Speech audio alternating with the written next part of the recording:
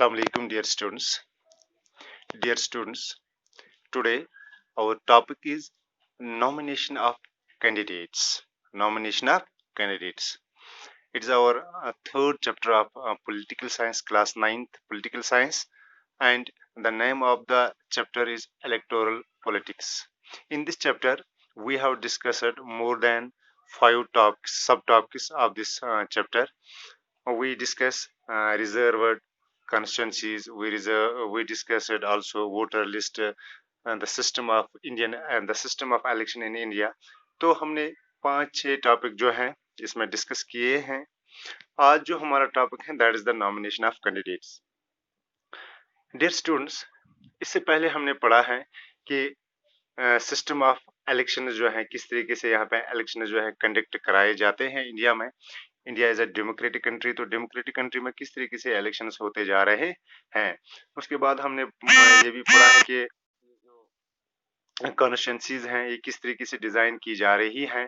कितनी कॉन्स्टिट्यूंसीज हैं ये आपको याद होना चाहिए. 543 + 2 545 जो है लोकसभा इलेक्शन में हमारी कॉन्स्टिट्यूंसीज हैं. तो फिर हमने पढ़ा है कि वोटर लिस्ट किसको वोट डालने का हक होता है, वोटर लिस्ट कैसे तैयार होता है, कब उसको अपडेट किया जा रहा है. तो आज हम देखेंगे कि कौन से वो लोग हैं जो ये इलेक्शन जो है लड़ सकते हैं, जो एज ए मेंबर या एज ए कैंडिडेट इस इलेक्शन में हिस्सा ले सकते हैं. डियर स्टूडेंट्स, मैंने कुछ पॉइंट्स यहाँ पे डिस्कस किए हैं. मुझे उम्मीद है कि आप इनको गौर से सुनोगे. First point is anyone who can vote can also become a candidate to contest elections. वो कोई भी इंसान जिसको वोट डालने का हक होता है वो इलेक्शन लड़ सकता है. इसमें कास्ट की कोई ये नहीं होती है, कलर क्या है आपका, सेक्स क्या है आपका, इसमें कोई यानी इसमें आप इनके बगैर भी ये इलेक्शंस जो है लड़ सकते हो. लेकिन ओनली डिफरेंस इज देयर, जो वोट डाल सकता है उसकी age, only difference is of age. जो वोट डाल सकता है उसकी एज जो है 18 ईयर की होनी चाहिए, 18 साल की होनी चाहिए, तब आप एलिजिबल हो वोट डालने के लिए. लेकिन जब आप कंटेस्ट कोई भी इलेक्शन कर रहे हो तो आपकी उम्र जो है 25 ईयर होनी चाहिए, यानी 18 से लेकर 25 साल तक आप इलेक्शन नहीं लड़ सकते हो as per the constitution of India. तीसरा, जो कैंडिडेट अब इलेक्शन में आने जा रहा है, जो अब इलेक्शन लड़ने जा रहा है, उसके पास टिकट होनी चाहिए जिसको हम पार्टी टिकट कहते हैं. You know there is a multi party system in India. Different party जो है, तो पार्टी जो है कैंडिडेट को टिकट देती है कि इसको हमारी पार्टी से लड़ना है, हमारी पार्टी की तरफ से लड़ना है. तो डिफरेंट पार्टीज जो हैं उनके अलग अलग कैंडिडेट्स होते हैं और वो इलेक्शन लड़ते हैं. लेकिन यहाँ पे एक और चीज भी है कि अगर कोई इंडिपेंडेंट कैंडिडेट जो है मैदान में उतर सकता है, कोई आ जाए, तो उसको इस टिकट की जरूरत नहीं होती है. ये सिर्फ टिकट उन लोगों की जरूरत होती है, उन लोगों को इस टिकट की जरूरत होती है जो किसी पार्टी की तरफ से इलेक्शन लड़ रहे. फॉर एग्जांपल अगर हम जम्मू कश्मीर की बात करेंगे, नेशनल कॉन्फ्रेंस जो है, नेशनल कॉन्फ्रेंस जिस आदमी को टिकट दे तो वही इलेक्शन नेशनल कॉन्फ्रेंस की तरफ लड़ सकता है. इसी तरीके से पीडीपी है, इसी तरीके से अपनी पार्टी है, बहुत सारी पार्टीज है. तो ये जिस कैंडिडेट को अपनी टिकट दे तो वही उनकी तरफ से इलेक्शन लड़ सकता है. लेकिन इंडिपेंडेंट कैंडिडेट जो होते हैं उनको इस टिकट की जरूरत नहीं होती है. वो इंडिपेंडेंटली क्या है, किसी भी इलेक्शन में कहीं पर भी हिस्सा ले सकते हैं, उनको किसी भी पार्टी की टिकट जरूरत नहीं होती है. उसके बाद है नॉमिनेशन फॉर्म.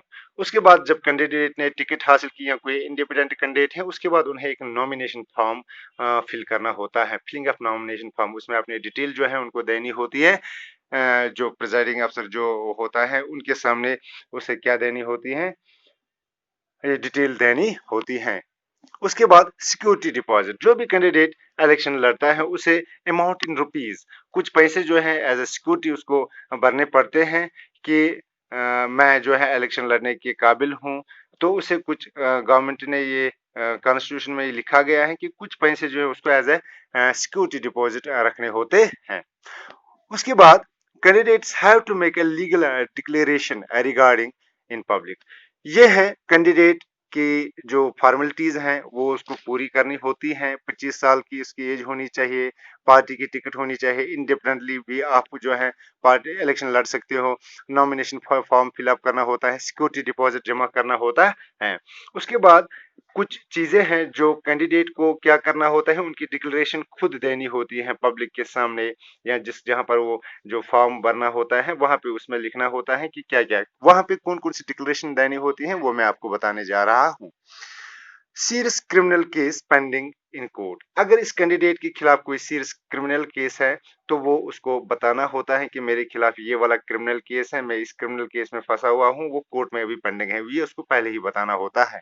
दूसरा, डिटेल्स ऑफ एसेट्स, जो उसके पास एसेट्स है, जो उसके पास पैसे हैं, जो उसके पास प्रॉपर्टी है, उसकी डिटेल देनी होती है। फॉर एग्जांपल किसी के पास 1 करोड़ की प्रॉपर्टी है, वो उसकी डिटेल देगा कि मेरे पास 1 करोड़ की प्रॉपर्टी है जब मैं इलेक्शन लड़ने जा रहा हूँ। तो उसके बाद जब वो रिजाइन करें या पार्टी से निकले या इलेक्शन जो है 5 साल के बाद नए इलेक्शन होते हैं तो उन्हें फिर अपने एसेट्स की डिटेल्स देनी होती हैं कि इस 1 करोड़ में से मैंने इजाफा कितना कमाया है। तो 1 करोड़, अगर उसके पास 2 करोड़ या 3 करोड़ की एसेट्स उस वक्त होंगी तो उसके खिलाफ जो है कार्रवाई हो सकती है कि ये 2 करोड़ की प्रॉपर्टी जो है आपने कहाँ से लाई है। तो प्रॉपर्टी जो उसके पास होगी, एसेट जो उसके पास होगी, तो उसका उसे डिटेल देनी होती है। तीसरा, education qualification of the candidate, जो एजुकेशन क्वालिफिकेशन है, कोई 10th पास है, 12th है, ग्रेजुएट है, पीजी है, जो जिसकी जितनी भी क्वालिफिकेशन होगी उसको उस हिसाब से वो फॉर्म पे भरनी होती है। फिर डियर स्टूडेंट्स, यहाँ पे एक सवाल राइज होता है, why don't we have any education qualification for candidate. हमने इतनी सारी चीजें हैं, एज बार रखा है, टिकट्स, बाकी चीज रखे हैं, लेकिन एजुकेशन क्वालिफिकेशन जो है ये क्यों नहीं रखा गया है mandatory for any political leader. कोई भी इंसान जब 4th क्लास जॉब के लिए अप्लाई करता है तो उसके लिए मिनिमम क्वालिफिकेशन 12th पास या ग्रेजुएट होना होता है, लेकिन जब आप इलेक्शन लड़ते हो तो उसके लिए क्वालिफिकेशन क्यों नहीं रखी जाती है। उसका बुनियादी जो वजह है, that is the political equality जो यहाँ पे है। तो पॉलिटिकल इक्वलिटी में क्या है, यहाँ पे हर एक इंसान जो है, चाहे कोई इलिटरेट हो या लिटरेट हो, वो इलेक्शन में हिस्सा ले सकता है। जैसे वोट डालने का हक है, जैसे वोट डालने का हक है, वो इलेक्शन लड़ भी सकता है। अगर ये पॉलिटिकल या एजुकेशन क्वालिफिकेशन का मेरिट रखा जाए तो बाकी लोग जो जिन्होंने, फॉर एग्जांपल उसमें 10th रखा जाए या 12th रखा जाए, जो बाकी लोग हैं जिन्होंने 12th नहीं किया है, जिन्होंने 10th नहीं किया है, तो ये पॉलिटिकल इक्वलिटी जो है उनसे छीनी जाती है। तो इस तरीके से हम उनका जो एक राइट है, पॉलिटिकल इक्वलिटी का जो राइट है, वो हम उनसे छीनते हैं। दैट इज वाई कोई खास क्वालिफिकेशन के लिए जो क्राइटेरिया है वो नहीं रखा गया है पॉलिटिकल इस इलेक्शन प्रोसेस में।